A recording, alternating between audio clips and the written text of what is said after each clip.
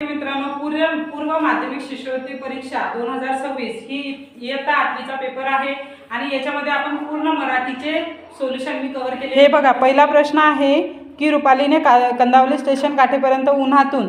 आता याचा ऑप्शन आहे रपेट करणे किंवा पायपीट करणे। दुसरा प्रश्न आहे पुढीलपैकी वेगळ्या अर्थाचा शब्द लिहा। ज्योत्स्ना, सौदामिनी आणि चंद्रिका यांचा अर्थ जवळपास सारखा होतो। कौमुदी हा कमळाशी संबंधित शब्द आहे म्हणून तो वेगळा आहे।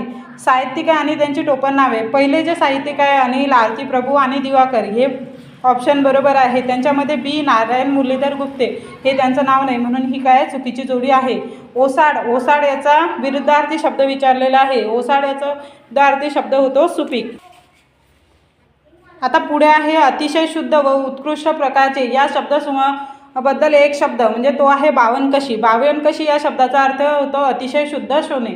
कार्यक्रम पूर्ण झाल्यानंतर व्यवस्था करणे म्हणजे अन्न छत्री जेवणे किंवा मिरपूड मागणे या अर्थाची ही म्हण आहे। पुढे आहे कानडी भाषेतील शब्द।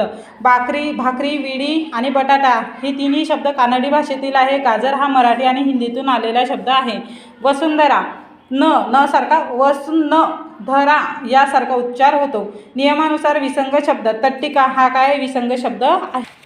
पुढे कविता दिलेल्यावर प्रश्न विचारलेले आहे। पहिल्या प्रश्नाचं उत्तर आहे अपंग व्यक्तीचा उपहास दिनांकडून होतोय हे या स्थानामध्ये दिलेलं आहे। पुढे आहे क्यू येणे। क्यू येणे म्हणजेच काय असणे दया येणे। पुढचं ऑप्शन आहे खालील योग्य पर्यायाचं मजुराला दीनबंधू म्हटलं जातं। अपंग व्यक्तीची जीभ ओरडून कोरडी झालेली आहे। पुढे आहे हे दोन अचूक पर्याय लिहा विहीर आणि विहिरी। भाववाचक नाव नैपुण्य हे भाववाचक नाव आहे। हे घे तुला विमान प्रवासासाठी 50,000 रुपये। रुपये या शब्दावरून हे स्त्रीलिंग आहे आपल्याला दिसून येतं। पुढे वाक्याचा प्रकार ओळखायचा आहे तर पुढे हे मिश्र वाक्य आहे। त्याच पुढे बघा योग्य विरामचिन्हांचा वापर करून वाक्य निवडा। साहेब म्हणाले नेटेतले 80 रुपये माझेच आहेत बाकी 20 रुपयांचं काय। हा विरामचिन्हाचा वापर इथं अल्पविराम किंवा प्रश्नचिन्ह यांचा वापर व्यवस्थित केलेला आहे। पुढे आहे सर्वांनी समाजात सहकार्याची भावना ठेवावी। याच्यामध्ये स्वार्थीपणा दिसत आहे। पुढे आहे त्याचे बोलणे मधासारखे गोड आहे। इथं अनुप्रास अलंकार आहे पण मला असं वाटतं इथं उपमा अलंकार येईल। मालिनी यती या 8व्या अक्षरावर नसते हे पहिलंच ऑप्शन चुकीचं आहे।